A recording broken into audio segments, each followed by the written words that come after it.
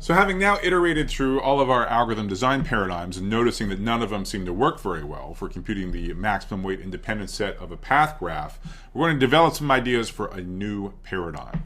And the key approach in this new paradigm is to first reason about the structure of an optimal solution. And what I mean by this is we're going to seek out statements of the following form. The optimal solution, whatever it may be, has to possess a certain form. It has to have been built up from an optimal solution to a subproblem in a prescribed way. So in fact, in much of our discussion of both divide and conquer and greedy algorithms, this kind of reasoning was implicit. With dynamic programming, we're going to make it systematic. For example, implicit in the correctness of many a divide and conquer algorithm is the fact that an optimal solution to the whole problem has to be expressible, has to be constructible in a prescribed way from solutions to smaller subproblems. So what's the motivation for doing this thought experiment, trying to understand what the optimal solution could possibly look like? Well, the plan is we're going to narrow the possible candidates for the optimal solution down to a relatively small set of candidates. With a small set, we can get away with brute force search to pick the best one. So one lesson you learn once you get good at dynamic programming is that it's not at all circular to reason about the very object that you're trying to compute. Remember, the goal here is to devise an algorithm to compute an optimal solution. And now I'm telling you to do a thought experiment as if you had already computed it, as if I had handed it to you on a silver platter. But that kind of daydreaming can be very productive in thinking, hey, what if I did have an optimal solution? What could I say about it? What would it look like?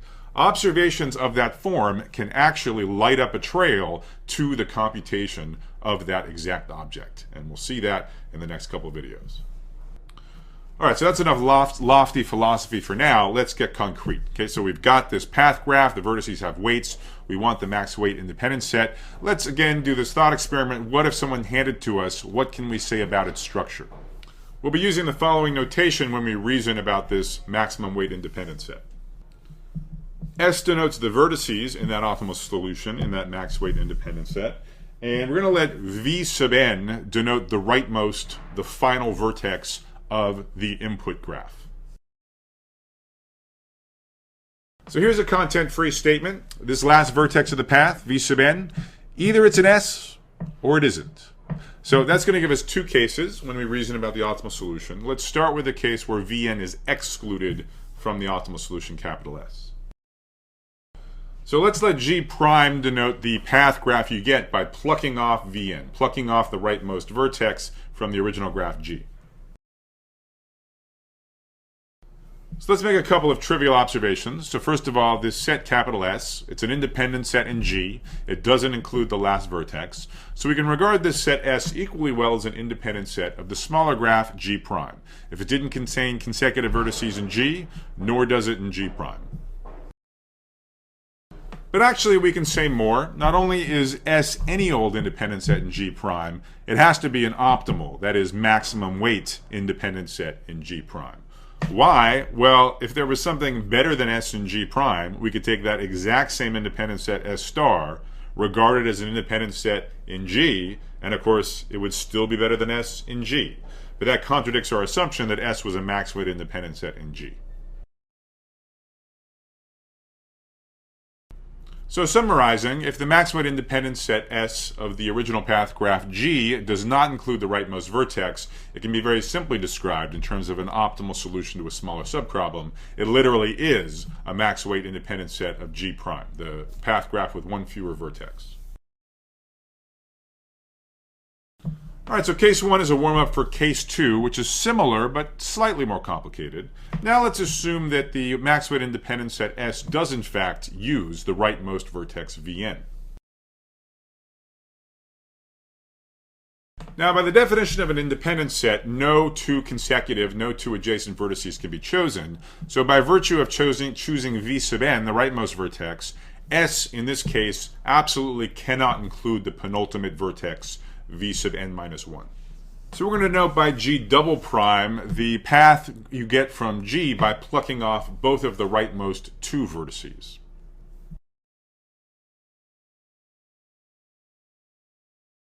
So now let's do our best to mimic the argument in case 1. In case 1, we said, well, S has to also be an independent set of G prime.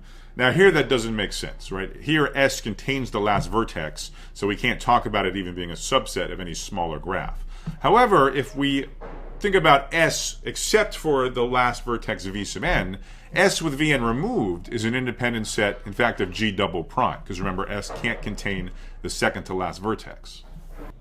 And once again, just like in case 1, we can say something stronger. S with Vn removed is not any old independent set of G double prime. It actually must be an optimal one. It must have maximum possible weight. The reasoning is similar. Suppose S with Vn removed was not the best possible independent set in G double prime. Then there's something else, call it S star, which is even better, has even bigger weight. How do we get a contradiction? Well, if we just add Vn to this even bigger independent set S star that lies in G double prime, we get a bona fide independent set of the entire graph G with overall weight even bigger than that of S. But that contradicts the optimality of S. So, for example, you could imagine that this purported optimal solution, capital S, had total weight 1100 in 2 parts. It had 1000 weights coming from vertices in G double prime, but it also had V sub n, which had weight 100 on its own.